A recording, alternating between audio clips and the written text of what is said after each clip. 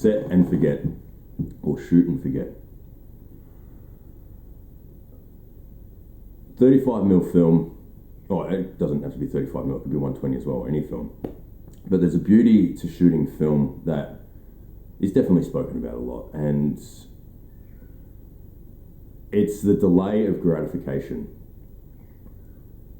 When you take a photo on film, you don't get to see what you've taken immediately. You take the photo and then you're back immersed in what you're doing. Whereas when it's on a digital camera and there's a screen on the back, you have the opportunity to look at the photo that you've taken, which then draws you out of what's happening, and it's no longer in that part of your brain where it's a memory that's been frozen. It's just the photo is immediately caught and you reviewed it. When there's time between from when you take the photo to when you get it developed and scanned, you're remembering when you take that photo, so it's getting stored in your brain differently. And I'm not a neuro person, clearly. I'm an idiot. I don't even know what that profession is called, but there's neuro something. Neuroscience? Fuck. And yeah, so whatever chemical reactions are going on back there in there, that's for the doctor to talk about. But as far as the memory itself, it's getting stored as a memory, and then when you see that photo once it's scanned and developed, it's bringing that memory to life in ideally a well caught image that you've taken the photo, everything's framed right, the lighting's right, you metered right, all the focusing is right.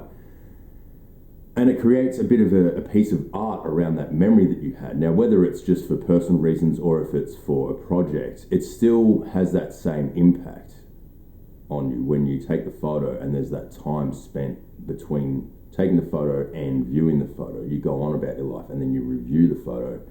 It can be a couple of hours later, but even just that time in between, you've taken the photo and you don't get that instant gratification. So there's a bit of anticipation and excitement for when you do get it. So it builds on the memory factor, and it also just builds on that anticipation that you have to wait. Like, good things come when you wait. Obviously you don't want to wait too long, but having things instantly isn't always the most rewarding.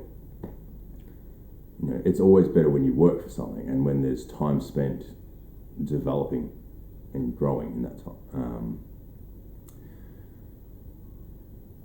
And I want to talk about an accident that happened with my digital camera that's changed the way I shoot. No, I'm just fucking.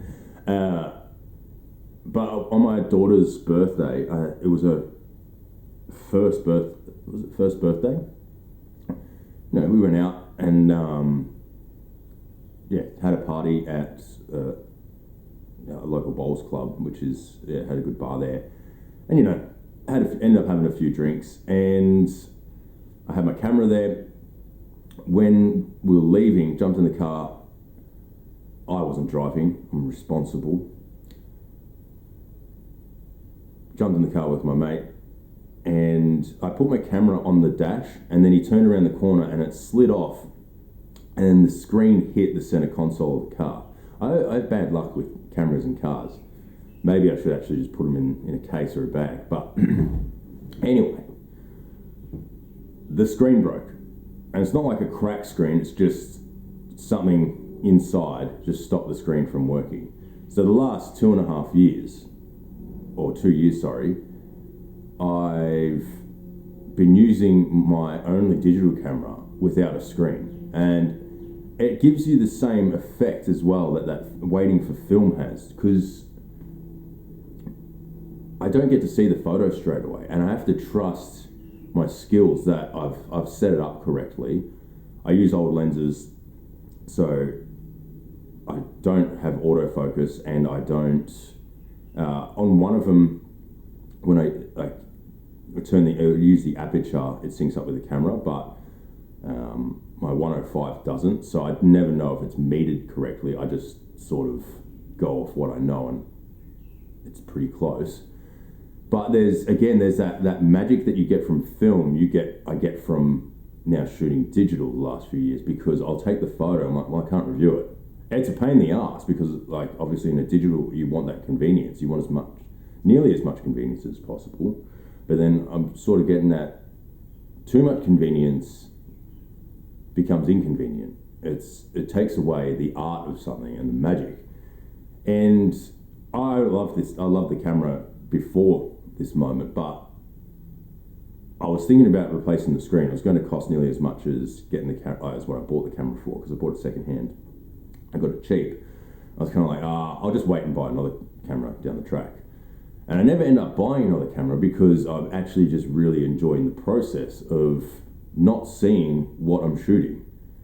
And that element of just trusting myself and shooting freely, and then going back and reviewing, especially because it's not just 36 frames. You can shoot 1,000 photos before the memory card fills up. I've got a bit of leeway there, so I have the luxury of taking a few different photos. It doesn't have to be that I've only just, I'll take one frame and then move on to the next scene, especially for a shoot.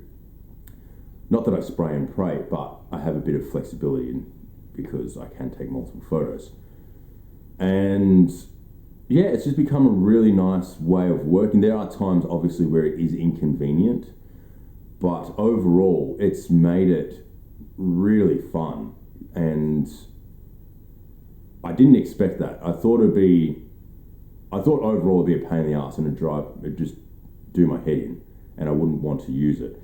But I end up just using it all the time because of what I've said. The photos have more weight to it now because I don't get to see it immediately. I don't see it until I upload them. So I just want to point out that there's something to waiting, and maybe good things don't come to those who wait, but there's a little bit of magic that happens in there somewhere on the line. So somewhere down the line, there's a line, and you figure it out or you don't. But that's what this is, and maybe I figured it out. Godspeed.